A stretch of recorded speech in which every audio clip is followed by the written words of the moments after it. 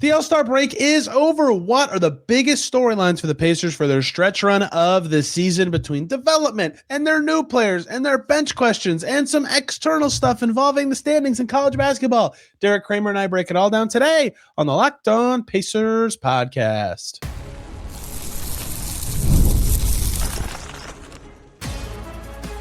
You are Locked On Pacers, your daily Indiana Pacers podcast. Part of the Locked On Podcast Network, your team every day.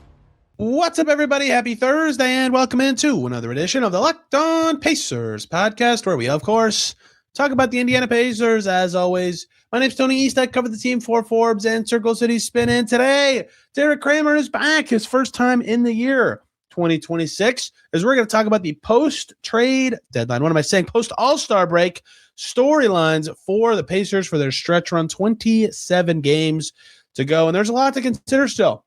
Development, of course, always a never-ending goal for every team, but who specifically will be under the microscope? Who's fighting for minutes next year? Who's fighting for roster spots and money right now? That's obviously a big thing. The inverse standings are a big thing. Ivica Zubats is a big thing, and so many more minor little things that will matter a ton for the Pacers down the stretch. Derek and I get into it all with 6 big storylines for you to monitor. Let's just get right to it. The All-Star break is almost over, people. Colloquially call this the halfway point. It's not that, but it's kind of that. The stretch run is here for the Pacers. The last 2 years, it's been all about seeding. Can they push for home court, for whatever seed they should want? How's it going to look? This year, it's decidedly not going to be about the winning part of this, although certainly wins will happen down the stretch of this season. So what are the key storylines going to be for the Pacers down the stretch? Well, there's a lot to talk about. And Derek Kramer, for the first time of 2026, I can't believe it, is here to talk about that. Hello, Derek. How are you? Doing pretty good, making my Locked On debut before Zubats has made his Pacers debut in 2026. Right. There we go. That's right. Yeah, it's just a different kind of seeding that they're focused on, maybe. I'm happy that they're not ever in the middle, because I always make March a standings watch where I do it once a week. And this year it's just going to be the opposite. I'm just going to be like, hey, here's what the other crappy teams are doing, and here's their schedule this week. Here's the key games that you should care about. It's really funny to hear, and lately that's been very true, but like the Pacers were like forever one of those teams that was like in the middle a lot. So like they're never in the middle. Yeah. You know what's funny is people think about the Nate McMillan years as like in the middle. And they were like, they would have been a home court team. Like they were actually kind of good. Yeah. But yes, that is an odd spot to be. Okay, we don't need to beat around the bush. So let's get right to it. I have kind of like a 1A, 1B as the top storylines post-break. So I will start with the 1B because I guarantee you're going to go with the 1A, which is how does these unproven / fringe roster guys, do any of them rise to the level that by the end of the season, everybody is saying that is a guy who's going to be on the team next year? For example, last year, a year ago today, Tony Bradley wasn't even on the team yet. And then he played well down the stretch and earned a spot in training camp, and then he was on the team the next year. O'Shea Brissett did the same thing a few years ago, but it's not even that. It's like all sorts of other guys who have at some point or another, Jordan Nwora down the stretch the year after they traded for him, et cetera. Somebody pops, they play well, they earn a spot, Jalen Smith, et cetera. So there's like this maybe applies to Ethan Thompson and Taylor Peter. They're under contract for next year, but you can easily move 2 ways. But really, it's like Kobe Brown, who's expiring, Cam Jones, who maybe is expiring, maybe is not, Micah Potter, who is maybe expiring, maybe is not, non-fully guaranteed contracts, right? I think Cam Jones will be back, but he could not be. Who knows? Figuring out if those guys, A, are any good, especially any good right now, and B, serviceable at the minimum, outside of Brown, who is a free agent. That's like massively important for the Pacers' future of their spending and getting their third unit. Potter seems okay. Cam's done good stuff recently, right? And so generically, as I have ranted too long about this very obvious title of this thing, is who are all these guys? What is all this? Yeah, I think the guy that I would be most hopeful about possibly being somebody that's roster candidate for next year, Quentin Jackson, I think would be.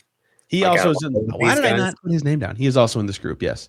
Yeah, that would be like the number one option for me. I think you got the quote from Chad that basically was like, yeah, we're probably going to at least think about converting him as we get closer to the point where we can. I know you've talked about the luxury tax implications of when we'll be able to do that. So I'm excited to kind of see what Q does the rest of the season, especially. I think he's probably I think he's the best player out of that group, at least at the moment. I want to see more out of Kobe Brown. Surprised me in his first couple games, looked better than I expected him to. I wasn't expecting much of anything based on his just complete lack of playing time with the Clippers. But that's another one where it's just like the Jalen Smith situation, correct? Where they're going to be limited in what they can do to bring him back if he does look impressive and good. So two things on that. There's two little differences that are actually very critical to this. One is Jalen Smith was in his third season when he got traded and not his fourth. Mm-hmm. So earlier in his career, more time to grow into a player. Two is Jalen Smith was 21. Kobe Brown is 26, right? So Kobe Brown would have to be very good to think about actually turning around and giving him real money. Whereas Jalen Smith just had to be oh, this is an interesting young guy worth trying to develop. Yeah, and a completely different point in the Pacers development process as a team as well. But yeah, I'm excited to see those two guys, especially Micah Potter. He's had some great games. I'm not completely sold on him as the third center that they would want next year. And I feel like he kind of is a little redundant with what Jay Huff does personally. But yeah, that could be another guy that's definitely and then if they convert Quentin or another one of the two-way guys, there's another guy that they'll probably add to the list as a two-way candidate, and then they get to see what they have and whoever that may be as well. And they don't have a second rounder, so any of these two-way guys being real and legit is important for their prospects of their two-ways for next year. It's very possible Thompson and Taylor are both back in that way. But yeah, I mean, maybe this isn't the number one biggest thing, but this is, I think, the thing that will be perhaps producing the most long-term value for the Pacers, sans however often Zubats plays, is if any of these guys are legit. If Cam Jones proves that he's ready for real minutes when McConnell is no longer ready for real minutes in his career, as he crosses the aging curve and fights Father Time, right? That's significant. And yeah, Potter has some games where he's the best center on the team, and some games he's the worst. Can he trend towards the other side more often? I think I'm just going to cope with myself and pretend I didn't put Q because I just thought he was too good for this group. But yes, I guess he counts, but he's clearly the best. I mean, he's very good. I'm more, I think if I'm guessing, I don't know if they're going to convert Q beyond what Chad told me, but if I had to guess why they would be non-committal, the buyout market could produce something awesome. He could get hurt, but assuming that does not happen, my guess will be that he is given a more substantial contract in a week or two. So that is, I think, a big storyline down the stretch. Who pops from that group? Who proves they should be a part of next year's team, and whatever that may be. Okay. Oh, and also for some of those guys, hey, you got to be pretty dang good because there's a chance a really good draft pick is coming. Okay, you're up. Give me a storyline.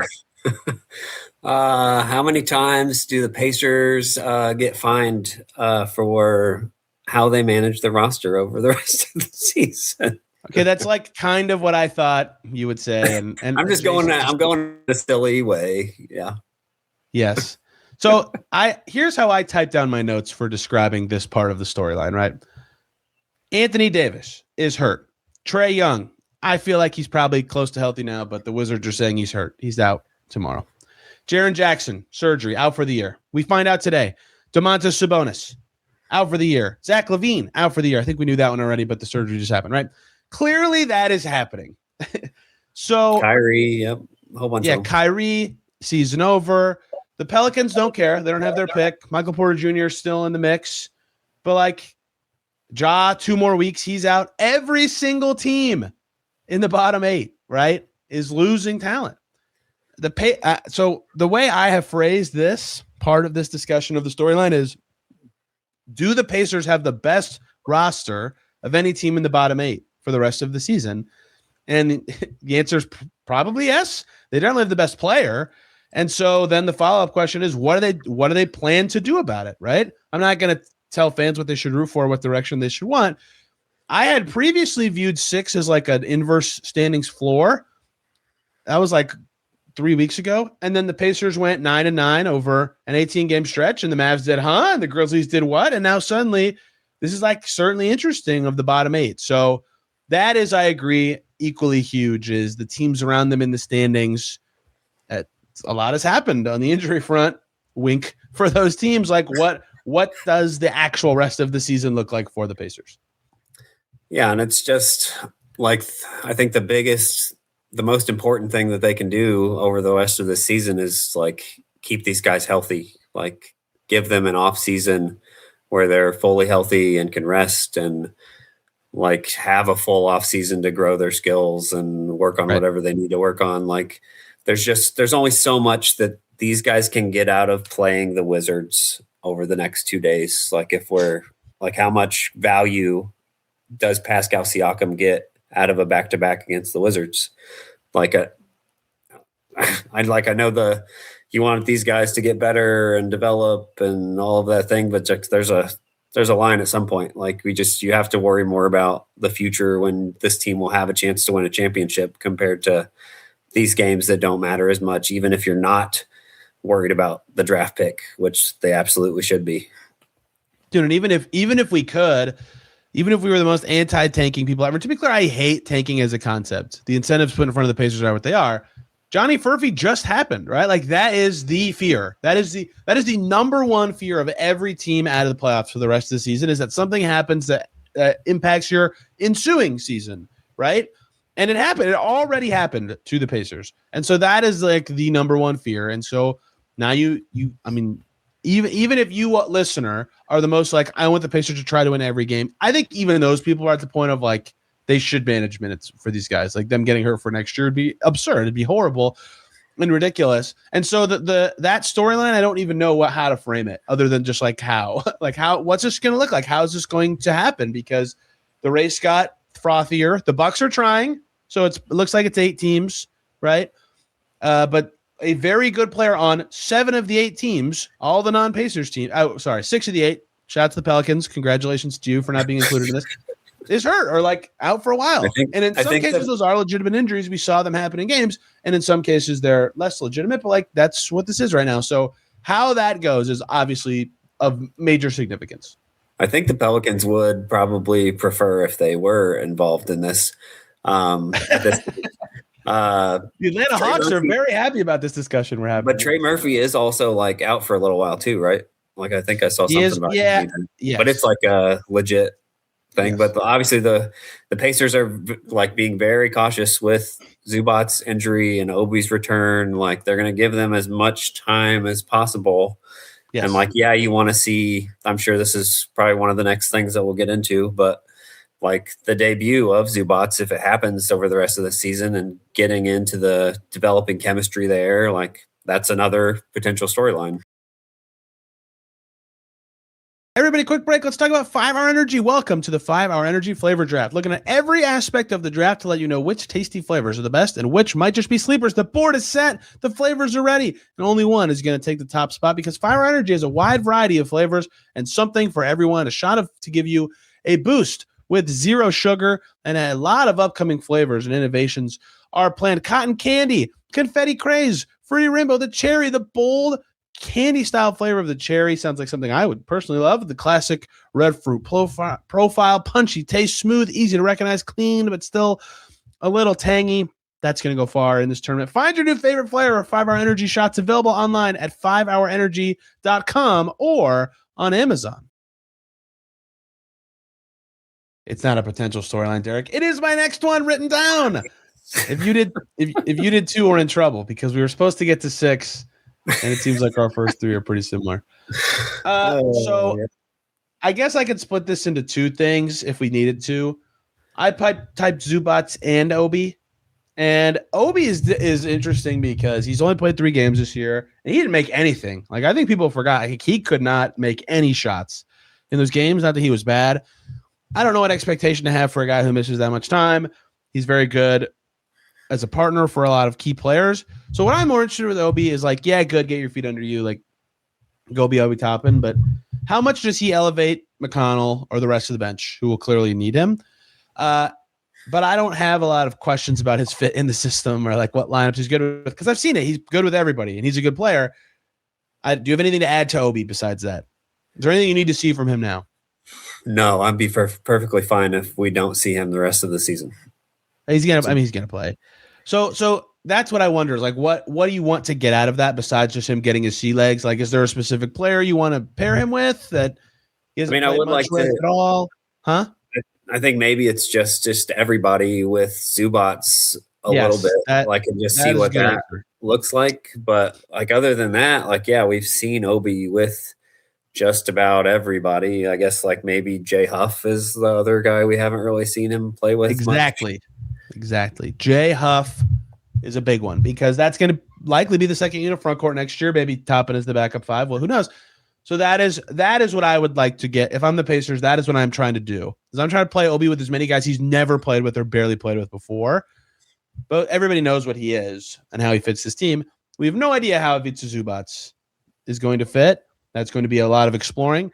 And that actually provides real value to playing him at all. Is just so he doesn't come in next season. He's like, wait, what am I doing? How do I do this? Like, what do these terms mean? Like, you can't do that next year when you're trying to win games. Like, there is actual next season value in playing him right now, I think, and I like quite a bit. So how they do that with what they kind of experiment with, that is also, and of course, how good he looks. All of these are major things for him. Yeah, there's definitely value in like kind of getting the early like new team stuff out of the way in these games that like it doesn't matter in terms of wins and losses for the Pacers. It's like, getting all that learning out of the way as you have this whole section of games before the games will matter again. Like if Zubats plays, like we heard him talk about, I can't even remember where it was, but he was like, I can shoot the three. I've always thought I could do that. And then like he was saying that that Rick told him he's going to be spacing more to the corner instead of the dunker spot. I want to see him get the threes up over this like end of season stretch. Like, I want to see, like, I feel like I've heard of the like Manute Bowl throwing up like 12 threes in a game at the end of a season. Like I want to see stuff like that. Might as well experiment, see what these, if he thinks he can shoot, might as well try it out now and see what happens. The corners, bro, take some 30-footers. Like, see what you got, right? I mean, maybe not that extreme, but that's a big deal. Everybody wants to know about this spacing stuff. I think it's a very overblown concern. It's not a no concern, but it's an overblown concern. Sure, work it out now. See if you can't figure out something, but it might not matter with the way the cross matching will or won't go. And I really specifically think they need Zubats and Siakam to play together. Like Zubats playing with everybody matters, especially Drew and Aaron and Pascal. And getting reps with those guys. What does the defensive floor look like? Is this like, oh my gosh, this is so great. The Pacers are going to be a good defensive team next year. What on offense looks good and what needs to be ironed out? And he can work with Tyrese in the offseason. Like there's that story of him and James Harden working together in an empty gym over and over and over again with the Clippers. And that was very helpful. Like I'm certain something like that will happen here. But what can he get in before that? And how much does that help next season and future seasons that he'll already know what to do and how to impact the game, at least with most of the players that he'll play with. And look, I don't know if the injury is going to be a thing that they have to manage the rest of the season, but getting him on the floor in general, I think is just important given that they made such a significant trade just to show like, hey, this is why we did this, right? Like that matters a little bit. Yeah, and I don't need to see it a ton, but it would be nice to see it for a few games and get some reps with everybody. And I even think like beyond the starters, like seeing how it looks with him and TJ, like I think that's an important thing for them to build chemistry too. Like obviously TJ is going to be sharing some time with Zubats as well. And just anybody who's going to be running a pick and roll with him as the screener, important thing to look at. Seeing that 4-5 pick and roll with Pascal and him, I think would be an interesting thing too. Yeah, and it'd just be fun to watch him play. But I don't need to see it too often, to be honest with you. All right. Call your shot, Derek. I'm making up this line. Over under. The Pacers have 25 games remaining. Over under 9.5 appearances the rest of the way for Ivica Zubats and Obi Toppin. Under. I'm going under on both. Rick Carlisle said a while still at practice earlier today, yesterday, for you guys listening. They're going to play. That's the plan. They've said that on the record. But I mean, there will be a point where it doesn't make sense for them to play heavy minutes, if any minutes. So I think it's going to be close to that. I think that's what makes the most sense. I think that's a good estimate. Like, I'm thinking back to the last time the Pacers were in a tanking-ish situation where it just didn't make sense to overplay guys. And we saw Malcolm Brogdon play 2 games with Ty. Yeah. And now Malcolm Brogdon's probably one of the easier guys to convince, hey, you don't need to play tonight, compared to some other people that are currently on the Pacers roster. I just don't see it happening too much. I'd be shocked if he played 15 out of these games, especially with Carlisle still saying it's going to be a while at the moment. All right, another storyline. One more break here, everybody. We got to talk about 2 great groups of people. First up is Quo, New Year, New Systems. This is a time when a lot of us look at the messier parts of how we run our businesses and think there has to be a better way. There is.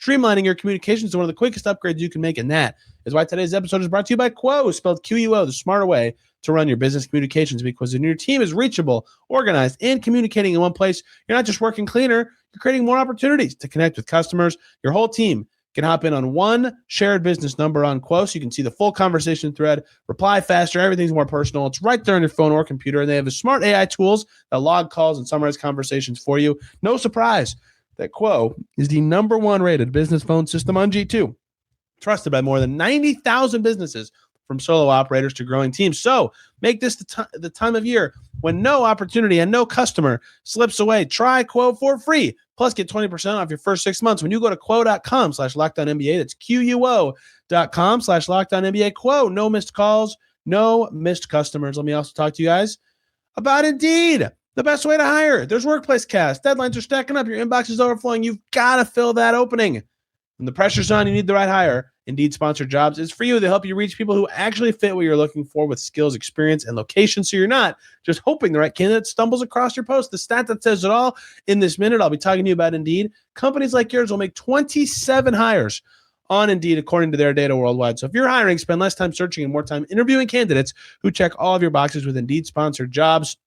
Less time, less stress, more results. We need the right person to cut through the chaos. Indeed Sponsored Jobs is there for you. And listeners of this show get a $75 sponsored job credit to help get your job, the premium status it deserves at Indeed.com/podcast. Just go to Indeed.com/podcast right now. Support Locked On Pacers by saying you heard about it here. Indeed.com/podcast. Terms and conditions apply. Need to hire? This is a job for Indeed Sponsored Jobs.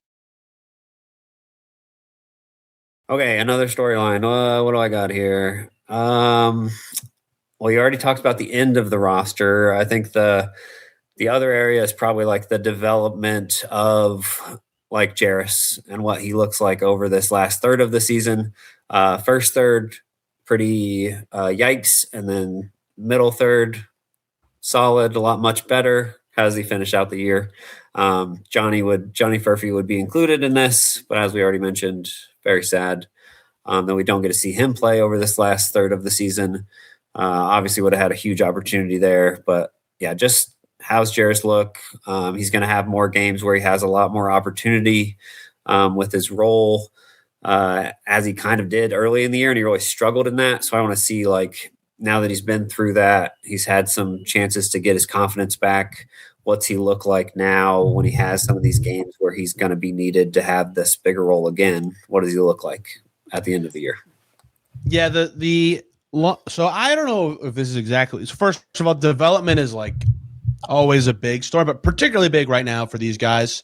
They're and I'm going to loop another guy in. Shep and Walker both extension eligible this summer. This is their last prove it before that chance. I don't necessarily think the Pacers would be rushing to extend either at the current moment, but if they're going to try to get money now, they got to ball out.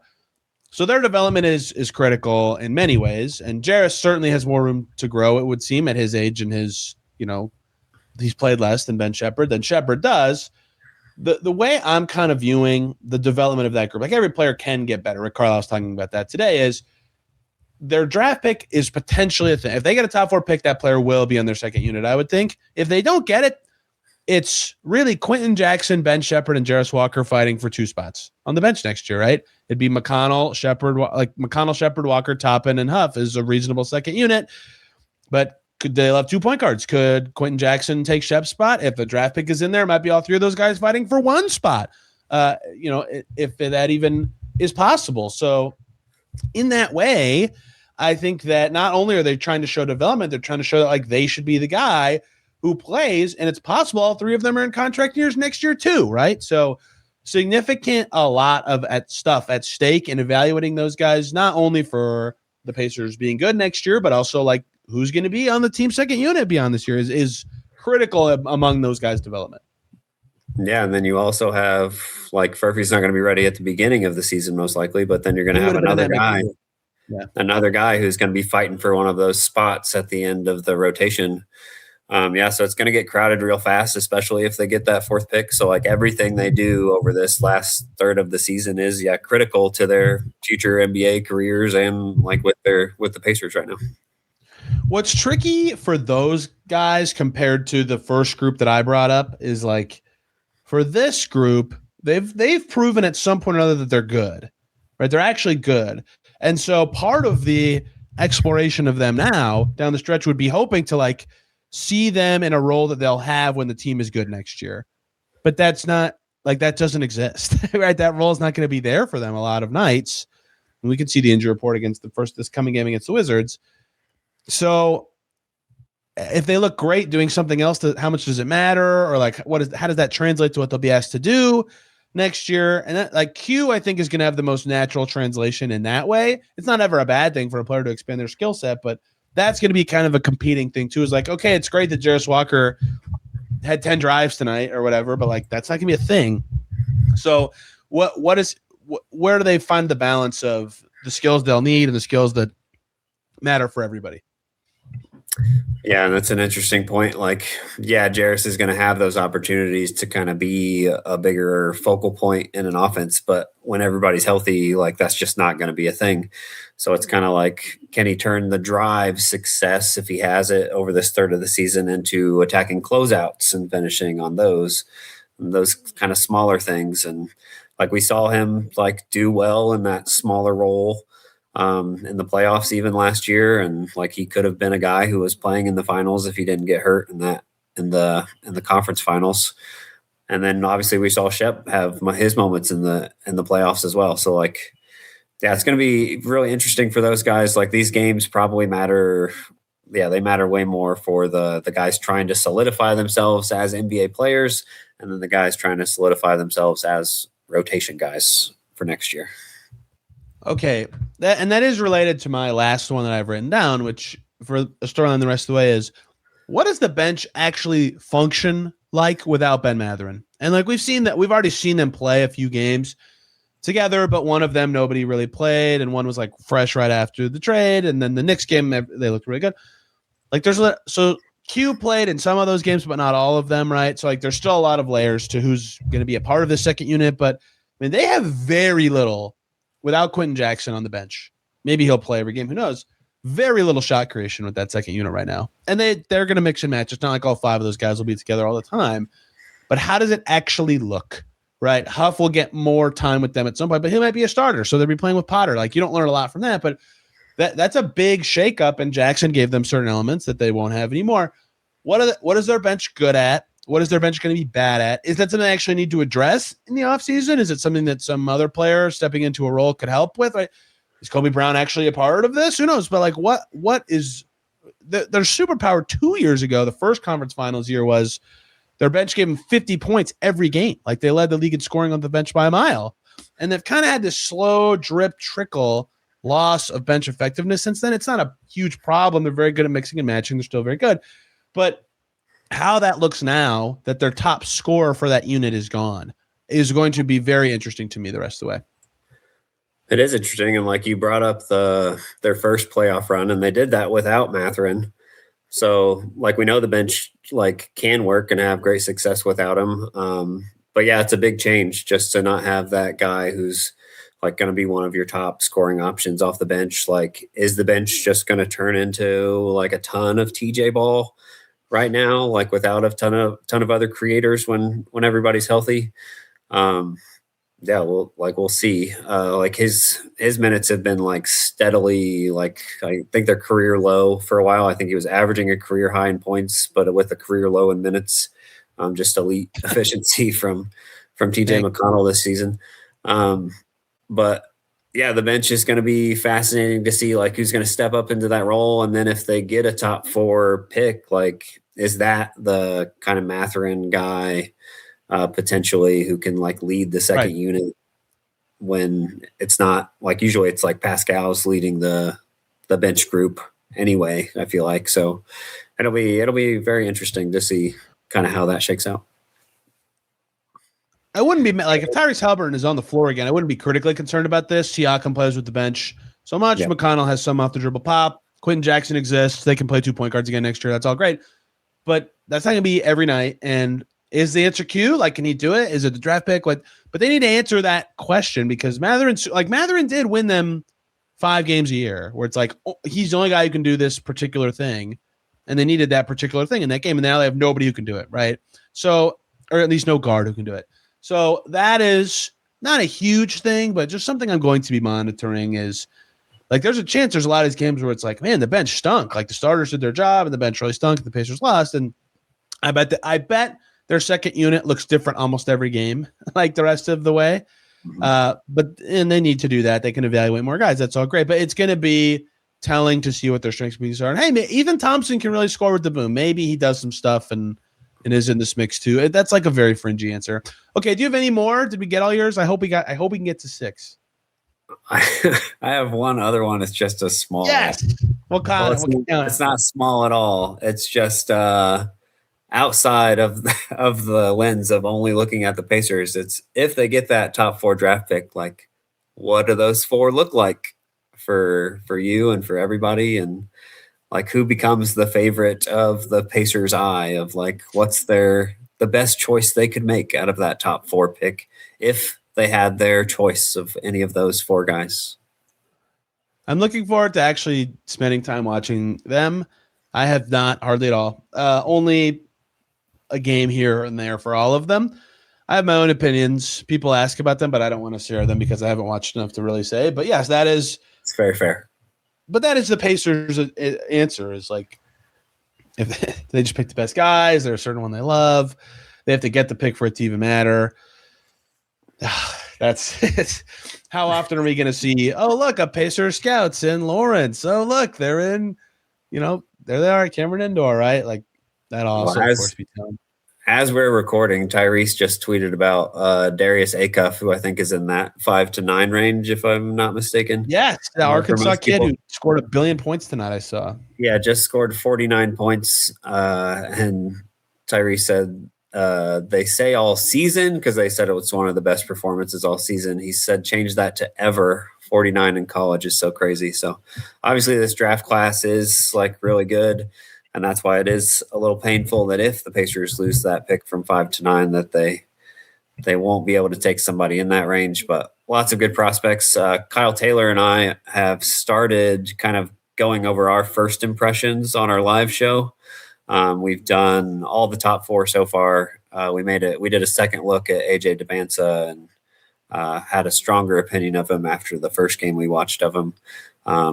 Yeah, we went into Boozer and Caleb Wilson when they faced off against each other, and we talked about Debanza and Peterson when they went off against each other, and then we've kind of bounced around a little bit. Plan on doing that some more as the season comes to a close, and I'm enjoying kind of diving into some draft prospects. It's kind of nice that I only have to worry about like 4 guys.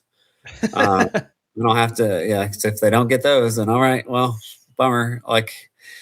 Usually I don't like to like get too attached to any draft prospects before I know where the Pacers are picking. But got to do what you got to do this year.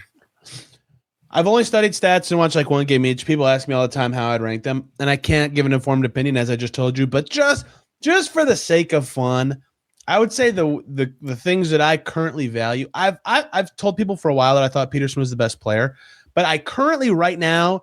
I think the Tony East rankings are Cam Boozer 1, Peterson 2, AJ 3, Caleb 4. But I need to actually watch them in more detail to determine that. Well, that's completely fair. I think I'm going to bounce back and forth based on whoever I watched last and really impressed me.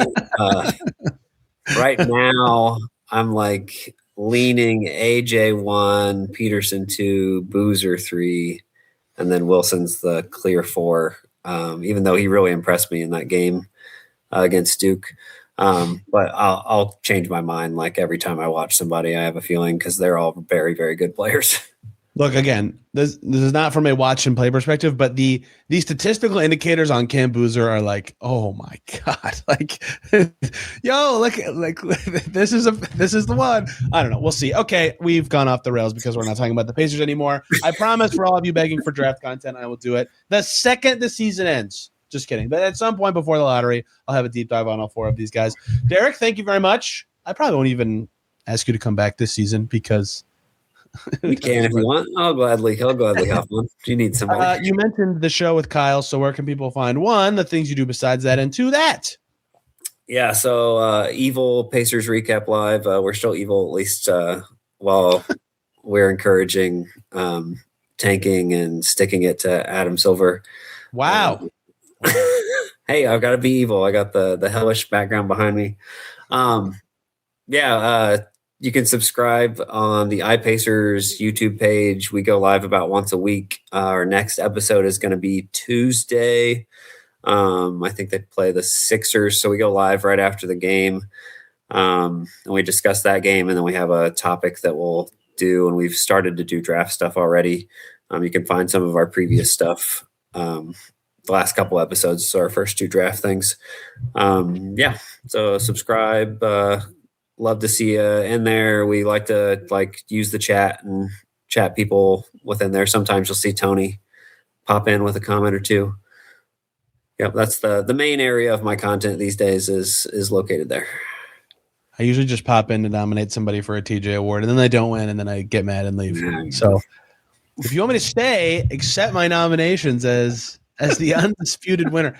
Thank you, everybody, for listening today. Back tomorrow talking Pacers Wizards round 1, which I thought was Wednesday this whole week. So look at me getting really ahead of planning my week and my schedule for this podcast. And then, of course, round 2 the next day. Lots of fun stuff coming here from what will, I'm sure, be some epic basketball in DC. Thank you all so much for listening. We will see you very soon.